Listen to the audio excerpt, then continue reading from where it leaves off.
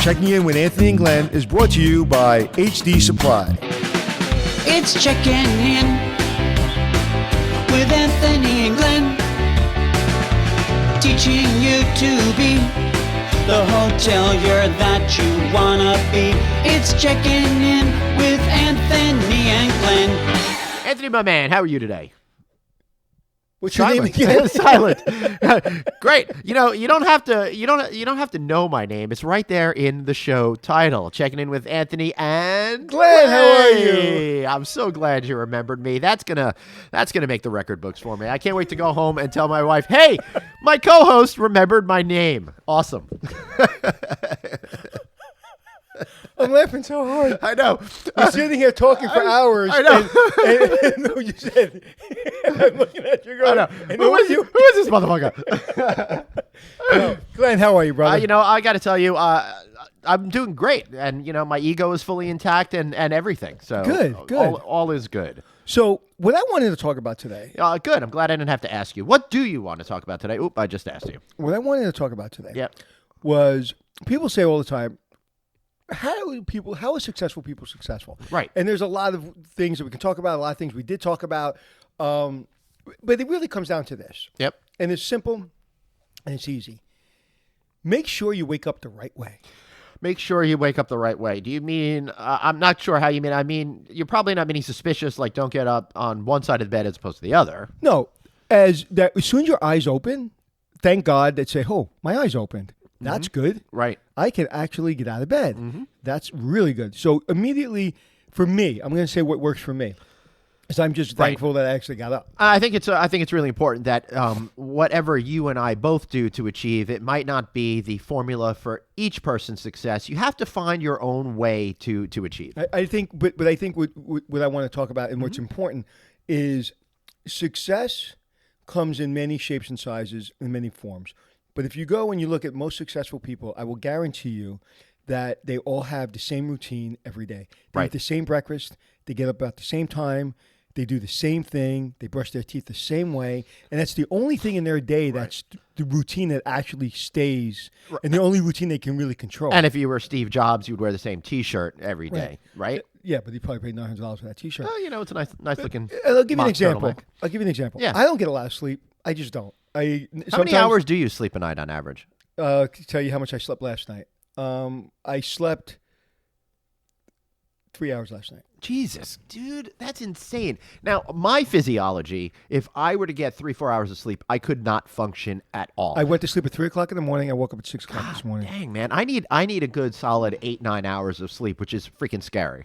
Well, no, that's what most people need. That's what I need, but I don't always get that. You look at all of these top people, I mean top through finding success in their careers. They all get 5-6 hours of sleep or night, and they have all this extra time in their day, and they go to the gym, they do meditation, they're up at 4 a.m. I can't do any of that stuff. You can't do it, or you don't want to do it? No, I physically can't. My doctor won't let me. How's that? Let me see your doctor. No, but my point being is I usually get 5 to 6 hours of sleep. Right. Okay? 6 hours, I would say, is the average. No, actually, it's probably lower than 6 hours because that's the most I'll get is 6 hours. But say 5 to 6 for argument's sake. But last night was 3 hours for a number of reasons. But I know one of the reasons you were so excited to record with me today. You were up all night. That's exactly what it was. All right, good. So, but I get up the same way, meaning I can't be rushed. Right. I can't be running late. I can't have people coming up to me and talking to me and asking me to get them stuff. I have to get up. I have to be quiet for 15 minutes, go brush my teeth, start just kind of get my mind ready that I'm kind of awake. And I need to be ahead of my schedule. So if I have to be at the airport at 10 o'clock in the morning, I have my driver come pick me up, Robinson, who I absolutely love. Hello, Robinson. And I have him come pick me up at 7 o'clock, 7:30. JFK is 15 minutes from my house. I was about to say, what are you doing getting there so early? Well, let's see. 10 o'clock, it's 2 hours. So, no, 8. So, for a 10 o'clock flight, 7:45. Right. So, for a 10 o'clock flight, it's 15 minutes to the airport. So, I'm in the airport 2 hours early. Mm-hmm. I wake up about an hour, and I only need about 30 minutes to get ready because I'm constantly putting in comfortable times. So, if something happens, I don't freak out. Right. I don't like rushing. I don't like people kind of saying, "Come on, let's go, let's go." Yeah, It neither freaks do I. me out. So I wake up the right way. I wake up on time. I make sure I have time for breakfast, and I usually eat a very light breakfast. Sometimes I'll go to the gym in the morning. Sometimes I don't. If it's during the week, if it's a busy week, I'm usually not going to be able to go to the gym if I'm traveling. So, but I make sure that I am prepared. Now, a lot of people meditate. Okay, every single morning they A have lot to of meditate. people are a lot of highly successful people take time during their day to meditate, and that's something I feel like I should really be doing a lot more of too, because I feel and I hear that it resets everything, gives you accurate perspective, and gives you the strength to be successful. You know, I don't meditate, but I think I meditate constantly. I think I'm always in a quiet place, and people that know me probably think that's crazy. In my mind, I'm always in a calm place, even though my mind's racing 1,000 miles an hour. Sometimes, I don't know. I feel that because of the way I wake up in the morning, because I have time in my schedule, because I'm I try to be very organized. The last couple of months, I haven't been as organized as I should be. I feel that there's just time to get through all the problems and issues of the day. So that really, really helps me. I know a lot of people that meditate. I know a lot of people that want to be isolated for an hour. I know a lot of people just go read a book and have coffee before the day starts. But getting up early, to me, is the number one most important thing. I'm dealing with my children right now. Right. You know, who gets up early, who doesn't get up early. You know, one of my daughters doesn't get up early, and she's always running around the house. She's always running out of the house, stressed out of her mind. She's always forgetting something, and then I'm sure that carries into her day. If you wake up early and you start your clock in a very peaceful way, I think that really translates to your success. Right, I agree with you. I'm a big believer in getting up early. There's something about it. I hate getting out of bed before the sun comes up. But once I'm up and I sit down and I start to have that cup of coffee, I'm thrilled that there's so much perceived time ahead of me to do an accomplishment. Now, my kids have to be on bus. They just started 9th grade this year. I have twin boys. They have to be on the bus at 6:30 in the morning. So instead of whining and complaining about it, I get up in the morning. I get them out at 6:30 in the morning, and it's only 6:30. And I could be at my desk when I work from home by 6:32. And I could have 8 hours of work done by the time my kids get home from school at 2:30 in the afternoon, and I feel like I'm accomplishing so much just by starting earlier. So that's funny. I start early. So say I'm working from home. I start early. I make sure I have my breakfast. I go sit in my car near the water because I'm fortunate enough to live near the water. I go a couple blocks away. I sit near the water. I sometimes read my newspaper, and I just sit there in front of this really, really, really nice house and watch the waves, read my paper, and then start my day. And I usually do my conference calls mostly in the comfort of my car. I like being in my car because it's got everything I need, and I like driving when I'm on the conference call.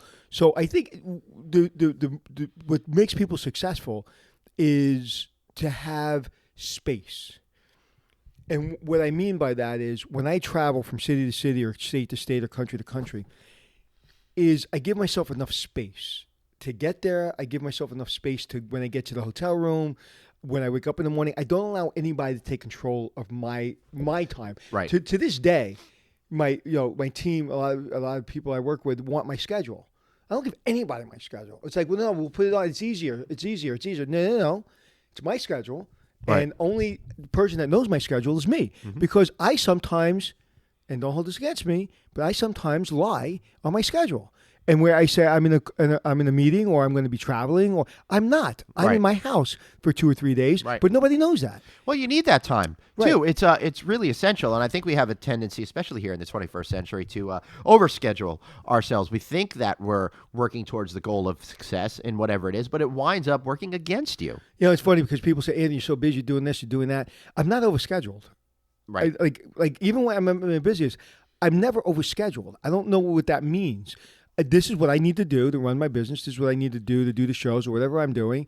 But the way I wake up in the morning, the way I travel, the way I give a lot of time in between to just sit around and just wait for a plane or whatever, gives me my meditation. I had to run through an airport a couple of weeks ago.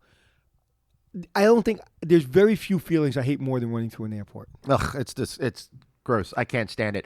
I had a 20-minute connection in Atlanta, and I had to take the bus system, the subway system that they have underneath, and just the fear of missing the flight was just so much for me because I'm just like you.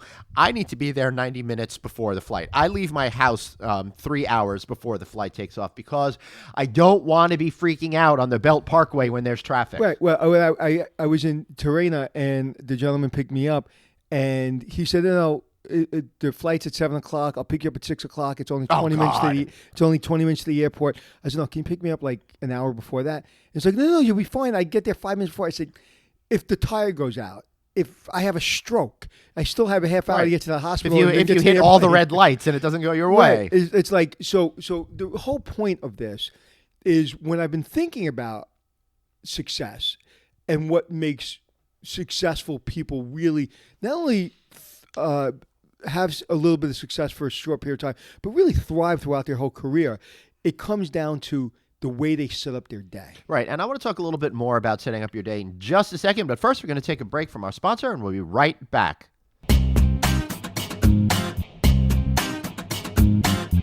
Hospitality professionals rely on HD Supply facilities and maintenance for the day-to-day maintenance of their engineering departments, housekeeping supplies, as well as their capital expenditure renovations.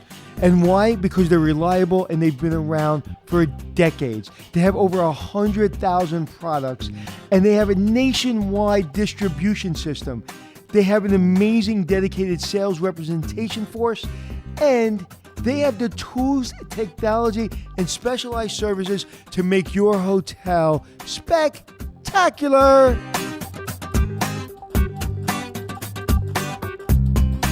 Hey everybody, Glenn here. So listen to this. Cobblestone Hotels is celebrating their 10th anniversary, and man, have they accomplished a lot in the last decade.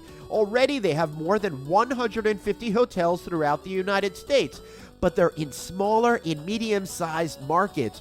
Those markets that the big franchise companies, they're underserving, they're overlooking, and in some cases just ignoring. But Cobblestone is an expert in these markets. And their president and CEO, Brian Wagernes, listen, I've gotten to know him in the last 10 years, and he has worked every job possible, including being an owner and operator. I can personally vouch for how awesome this company is, how awesome he is as an individual, because he understands the importance of finding the right combination of hotel brand and franchise owner. He's also an incredibly dedicated professional.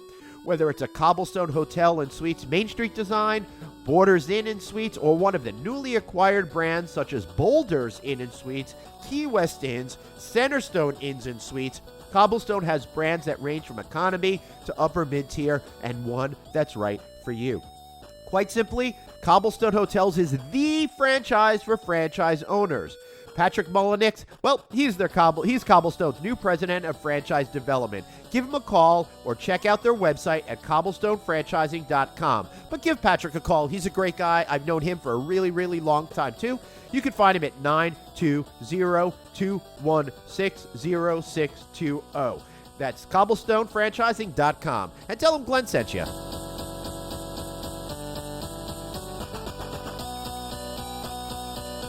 All right, so we're talking about setting up your day in order to be successful, Anthony. So we already talked about getting up early and trying to get it started right. What else are you thinking about? Well, I think for me, my hour break during the day, whether it be when I'm working from home, working in the city, or I'm working on the road, a lot of people eat at their desk.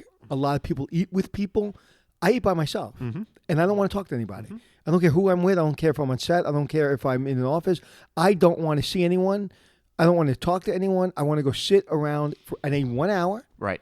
I'm not a 20-minute break guy. I'm an hour guy. I need an hour to be left alone. So that's important to me. And now, again, being so busy, you would never think that I have an hour in a day. You wouldn't think that I sit 2 hours in an airport.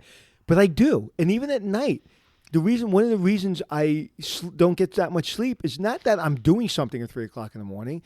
I might be just vegging for 2 hours. I may be playing MMA on my computer. I may be listening to a documentary. I may be listening or watching a movie or playing poker online. I don't play for money.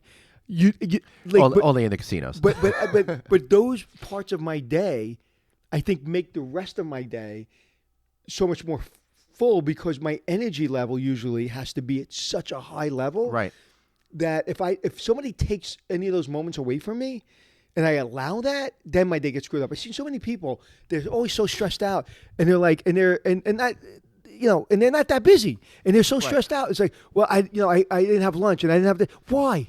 Right. Why? Because you probably woke up late and then you missed a meeting, missed a conference call. And I've actually missed 3 conference calls this month. I've never missed a conference call, all from the same company that I'm doing business with on my mini program. And I'm really upset because it really bothers me that I'm missing these conference calls. One was an emergency, a family emergency, but then I missed the other 2 just because. And I was like, oh my God, what the hell am I doing wrong?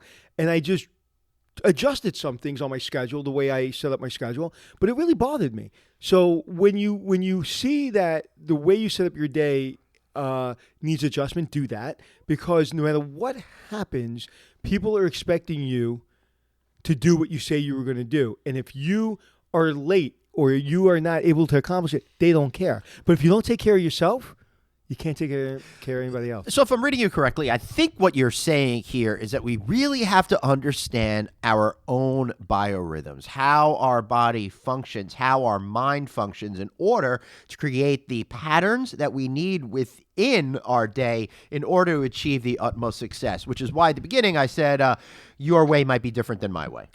There's a gentleman who's a friend of mine. His name's Grant Cardone. You guys may follow him. You may know him. He's a big business guy. He's worth hundreds of millions of dollars, does real estate, and he's on social media all the time. And I don't know how he does it. His energy level's crazy. His family's energy level's crazy. He has a beautiful family, great company.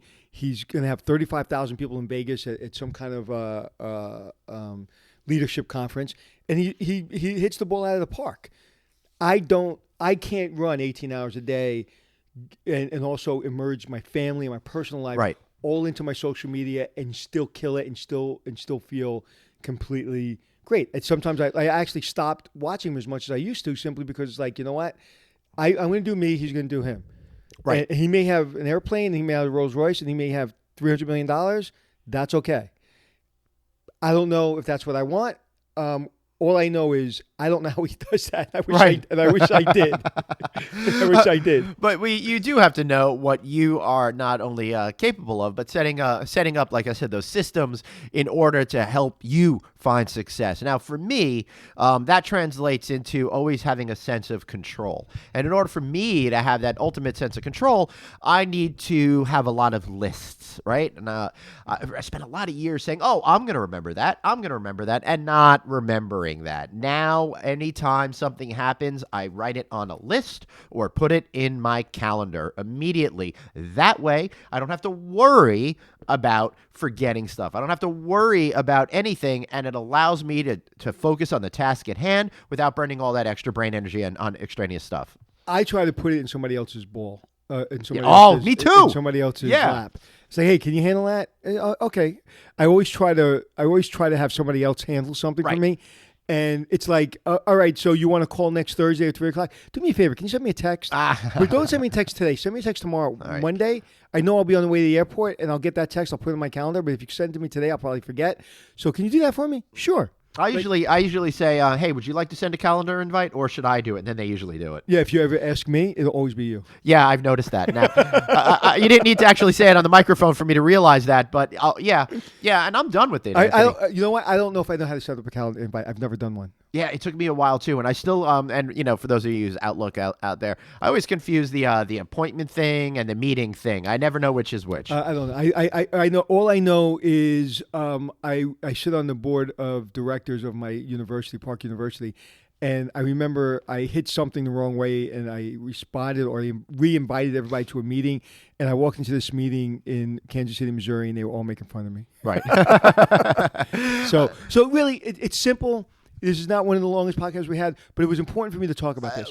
The way you set up your day is the way your day goes. I've got a couple of other things that I could add to that. I also, at the beginning of my day, I like to deal with the stuff that uses much more brain power, stuff that I need to be focus on a little bit harder. So for me, all right, so I schedule my day. So I do the more complex stuff at the beginning. For me, that happens to be writing articles. I'm always really much more in the zone after that first cup of coffee hits, and I'm able to knock out any editorial copy that I need to do. Then after that, I like to record podcasts. Then after lunch, I like to follow up with some of the tasks I don't need to use my brain for as much, responding to emails or promoting our podcast and do those types of chores. So it's an understanding how you work and then finding the way to organize your chores throughout the day that works for that biorhythm that I was mentioning. Right. And if you feel out of control and you feel your rhythm is off and your day is not in your control, you have to make adjustments.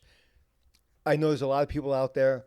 They have to drop their kids off. They have to get to work. They have to eat a half-hour lunch. Then they got to get out of work, and they got to go pick up the kids. And they got to make dinner, and then you got to get home.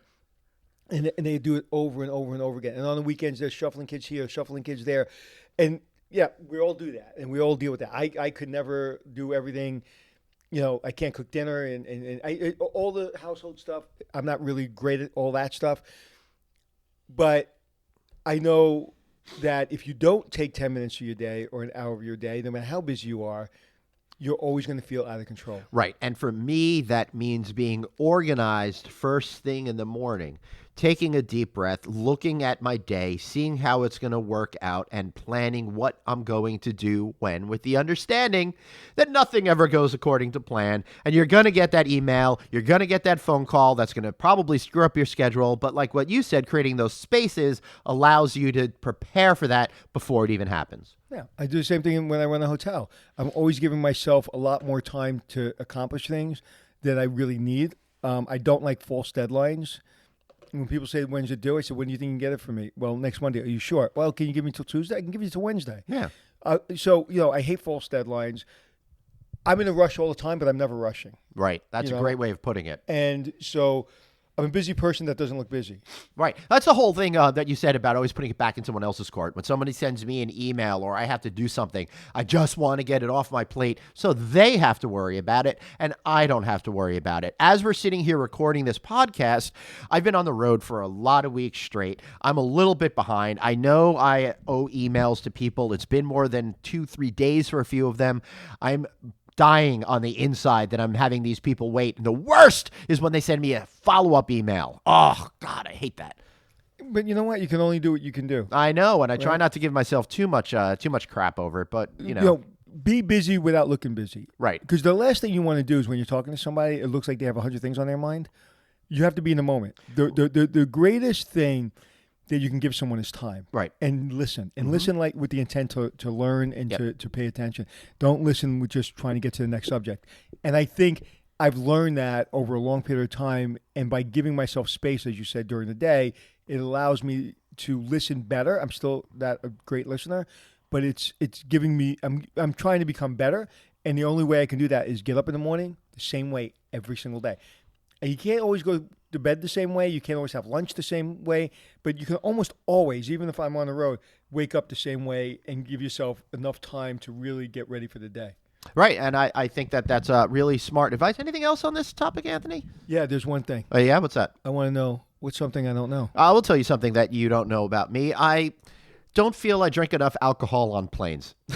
I know that sounds... It's funny you say that. But I get these Comfort Plus seats. I get upgraded to first class often. Everyone's drinking and boozing and having a good time. But I'm always... It's either too early in the morning and I'm headed somewhere, or else I'm coming home and I got to get into my car and drive. And I feel like I'm missing out on all of this free booze, and it's killing me. I can't believe you said that, because I've never really thought about that until you said it. Because they always fly me business class, so I'm always getting asked to have a drink, and very rarely do I ever say yes. Right. And everybody's always saying yes, and I'm sitting there going, "All this free booze is going to waste. Why am I drinking it?" Yeah. The truth is I just don't want it. Right. I want it. I know. Right. Yeah. I want to drink on a plane. I know. I'm always so disappointed in myself when I'm like, I'll just have some more water. Right. Yeah. Oh, you know how many times? 90% of the time, like, can I get you? What do you want for breakfast? Nothing, thank you. Can I get you some peanuts? No, thank you. I always bring my own water. I always have my own bottle of water. And I'm like, would you like some water? No, I'm good. Like, I think I frustrate the flight attendants, because I'm just like, no, I'm good. I'm very prepared. I've eaten because I may not like the food. You know, and where I'm going, I probably don't want to overeat because I don't want to feel sick. I probably have to work when I get there. But that's interesting. Yeah, it's funny that you're like that too, because none of my other friends are. I'll tell you that. So, Anthony, tell me something about you that I don't know. I don't know, Glenn. You got me. I wasn't prepared. Hey, finally, I'm the one. Unfortunately, he's joking because he's always prepared. I can travel for 14 days straight and not talk to anyone in the airport or on an airplane. Yeah. I put my headphones on. I'm done. I don't talk to anyone. I'm not rude. People come up and take pictures. I'm pleasant. I'm happy. But when I get in the seat, I put those headphones on, man, and that's my key that like I'm headphoning, man. Don't talk to me. So and it always fascinates me because I travel sometimes with some friends or I'll see some friends and they talk to everybody. Right. And I'm like, I don't want to talk to anyone. But I do want to talk to fans. Like if a fan approaches me and says, "Hey, tell me about the show," I could talk all day to fans because wow, you've taken time out of your life to spend watching my show. I can spend all day talking to fans. So don't ever not approach me if you notice me in an airport or a restaurant. I will talk to them all day. It's when I'm sitting on an airplane and the person next to me, we're going to talk small talk for 2 hours. When That's I don't the worst. give a shit. That's the worst. You got to establish those rules quickly. Headphones. I do the headphone trick too. I don't even need to have anything playing in the headphones. No, I don't. I put them on first. Right. I wanted to establish that we're going to give each other, "Hey, how you doing? Good to see you." And that's going to be it. That is going to be it. Even if I'm married to you. That's it. But how many opportunities are we missing? We could be sitting next to the person that changes your life. Dude, I'm telling you, back in the day when I used to be much more chatty, I had some great conversations and stuff with people on the plane that have yielded experiences and fun in my life. So we're missing out, Glenn. No, I'm not. I sound like you now. I'm whining, Glenn. I know. Yeah, stop being such a bitch like me. So tell everybody where they can find you, Glenn. All right, you can find me at Traveling Glenn on all of the social media. And what about you, Anthony? You can find me at Anthony Hotels anywhere you want to be on the internet, and you can find us at Checking In with Anthony and Glenn anywhere you want to find That's us Facebook, on the internet. LinkedIn, all that kind of good stuff. Please give us a 5-star rating on iTunes. We'd love to hear from you. And if you do that, we'll reach your name on the air, and you can share that with your family and friends. Like, it's a big deal. All right, you want to wrap this one up today? I know you've been dying to. I've been doing it too much. That's it for Checking In with Anthony and Glenn. So on behalf of Glenn, I'm Anthony, and we're out. No, you're supposed to say thanks for checking in. Oh, that's the name of the show. You get it? You see how that works? No, I understand, but that's yours. Why would I want to steal yours? That's how you end the show. All right. Why can't I have my own power? I'm Glenn? so sorry. I didn't mean to step I'm on your creativity. I'm glad that you want to take control. I'm going to do it again, all right? All right, here we go. In 3, 2, 1. So on behalf of Glenn, I'm Anthony, and thanks for checking in. No, you're supposed to do it your way. All right, that's it. We're out of here. It's Checking In with Anthony and Glenn, teaching you to be the hotelier that you wanna be. It's Checking In with Anthony and Glenn.